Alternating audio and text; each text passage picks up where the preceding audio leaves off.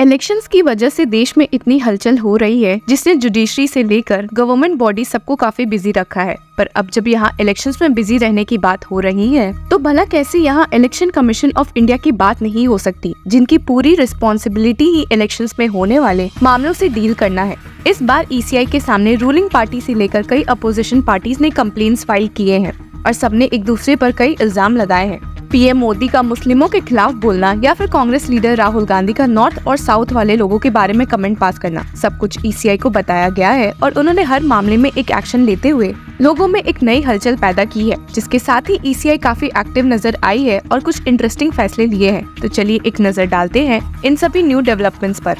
अभी हाल ही में एक वीडियो काफी वायरल हो गया है, जिसकी वजह से देश में अलग आक्रोश देखने को मिला है और इस वीडियो की वजह से वापस से बीजेपी ने लोगों और अपोजिशन की फटकार सुनी है। असल में रिजर्वेशन से जुड़े मुद्दे पर बीजेपी कर्नाटका के एक्स हैंडल ने एक वीडियो ऐसा अपलोड किया है जो उनकी इस बात को समर्थन देता है कि कांग्रेस मुस्लिमों का पक्ष लेती है। तो चलिए एक नजर इस कंट्रोवर्शियल वीडियो पर भी डाल लेते हैं।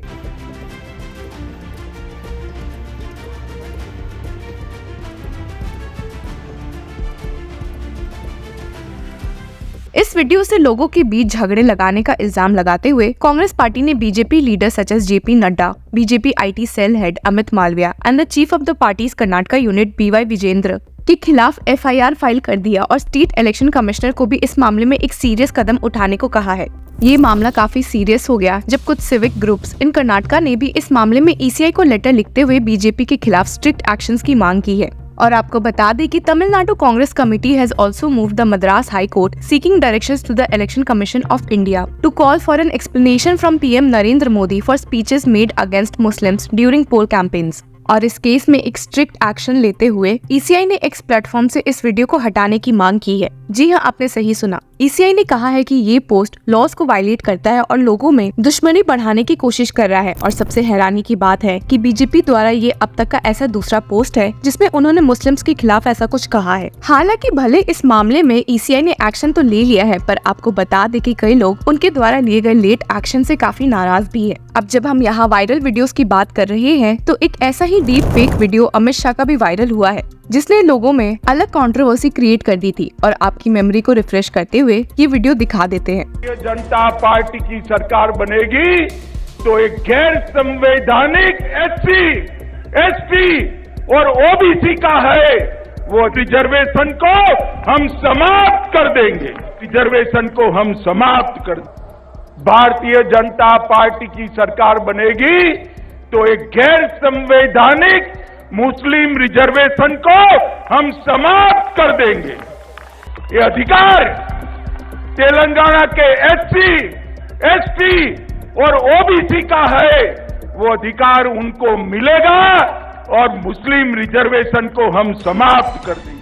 आपको ध्यान भी होगा कि इसके खिलाफ एक केस दिल्ली हाईकोर्ट भी जा पहुंचा था, जहां एक्टिंग चीफ जस्टिस मनमोहन और जस्टिस मनमीत प्रीतम सिंह अरोड़ा की बेंच से इस केस में ईसीआई को गाइडलाइंस देने की मांग की गई थी ताकि ऐसे फेक वीडियोस की प्रॉब्लम कम हो सके। हालांकि दिल्ली हाईकोर्ट ने इस प्ली को डिस्पोज कर दिया, ये कहते हुए कि वे ट्रस्ट करते हैं ईसीआई को, और वहीं ईसीआई ने इस ट्रस्ट को बरकरार रखते हुए एक न्यू सेट ऑफ गाइडलाइंस निकाली है। जी हाँ, आपने सही सुना। अपने डायरेक्शंस में ईसीआई ने सारे पॉलिटिकल पार्टीज को अपने सोशल मीडिया से फेक कंटेंट हटाने को कहा है 3 घंटे के अंदर तक, जब उन्हें इस बात का नोटिस हो जाए। ऐसे डायरेक्शंस ईसीआई ने इसलिए दिए हैं ताकि आने वाले दिनों में सोशल मीडिया को यूज करते हुए हेट फैलाने वाले वीडियोस कम हो सके और देश में एक लेवल प्लेइंग फील्ड मौजूद रहे। एक स्टेटमेंट में ईसीआई ने कहा है, taking cognizance of certain violations of MCC and the extent legal provisions by political parties, their representatives while using social media for election campaigning, the Commission today has issued directions to political parties for responsible and ethical use of social media in election campaigning to ensure level playing field among all stakeholders.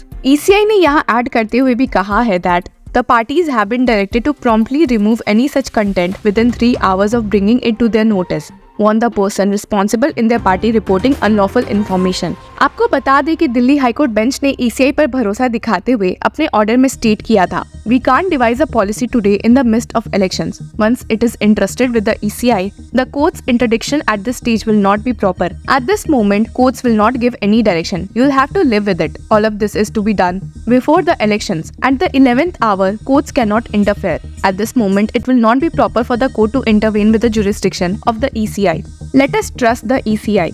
ये तो बात हुई एक मुद्दे की, और इसके अलावा इलेक्शन कमीशन ऑफ इंडिया के पास अभी भी कई केसेस है जिसमें आए दिन सुर्खियां बनती रहती है। इसमें से सबसे मेन केस पीएम मोदी द्वारा हेट स्पीच का है, जिसमें उन्होंने मुस्लिम्स के बारे में उल्टा सीधा बोला था और कहा जा रहा है कि जनता को भड़काने की कोशिश की थी। ये ऐड करते हुए कि अगर कांग्रेस पावर में आई तो हिंदुओं से सब छीन कर मुसलमानों को दे देगी। मामला इतना खराब हो गया था कि ECI को दोनों नेशनल पार्टीज को एक नोटिस इशू करना पड़ा। जितना आपके लिए ये शॉकिंग है उतना ही हम सबके लिए भी था जब ये बात सामने आई। हालांकि यहाँ पर ECI का अप्रोच भी काफी अलग था, जब उन्होंने इस केस में अक्यूज्ड इंडिविजुअल की जगह उसके पार्टी मेंबर से एक जवाब मांगा है। जैसा कि आपको ध्यान होगा, पीएम मोदी के खिलाफ हेट स्पीच फैलाने का इल्जाम लगा था। हालांकि ECI ने इस केस में notice BJP leader JP Nadda को इशू किया है। पर ऐसा नहीं है कि सिर्फ बीजेपी के साथ ECI ने ऐसा किया है। उन्होंने कांग्रेस लीडर राहुल गांधी के खिलाफ लगे एलिगेशंस के लिए भी उनके पार्टी लीडर मल्लिकार्जुन खड़गे को एड्रेस करने को बोला है, जिसके साथ नोटिस भी उनको ही इशू हुआ है। तो जहाँ अपोजिशन ने बीजेपी पर ये इल्जाम लगाया है और कंप्लेंट में स्टेट किया है दैट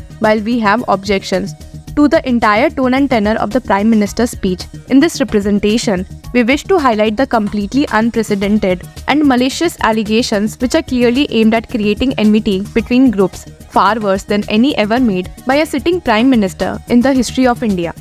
वहीं कांग्रेस लीडर राहुल गांधी पर भी ये इल्जाम लगा है कि उन्होंने भी एक स्पीच के जरिए पीएम मोदी के खिलाफ फॉल्स एलिगेशंस लगाए हैं, ये कहते हुए कि PM Modi is promoting one nation, one language and one religion. आपको बता दें कि ECI ने JP नड्डा और खारगे के नोटिस में स्टेट भी किया है that in view of the plenary power of the political parties to nominate or withdraw the star campaigner status with associated responsibility and authority to control their star campaigners, the Commission has taken a view that while the individual star campaigner would continue to remain responsible for speeches made, the Commission will address party president head of the political party on case-to-case basis. और आपको बता दें कि इस case में कांग्रेस ने ECI के notice पर रिप्लाई दे दिया है और इसे बड़ा ही जनरलाइज्ड डिफेंस कहा जा रहा है। कांग्रेस पार्टी ने उतनी अच्छे से बात नहीं समझाई है और मोस्टली पीएम मोदी को टारगेट किया है। हालांकि आपको बता दें कि in its reply Congress has also said if given an appointment with ECI it can clarify on the issue. ECI thereafter is learned to have invited a Congress delegation to meet officials on Thursday. The development comes even as Congress President Mallikaarjun Kharge wrote to India Bloc constituents on its suspicions in delay in ECI publishing final Lok Sabha polling data for phases 1 and 2. पर जहां कांग्रेस ने reply file किया है, वहीं BJP ने एक और extension मांगी है ये रिप्लाई फाइल करने में। तो देखते हैं कि उनका रिप्लाई कब तक आता है। अब और क्या नए ड्रामे इलेक्शन से जुड़े देखने को मिल सकते हैं। से जुड़े रहने के लिए कीप फॉलोइंग लॉ चक्रा।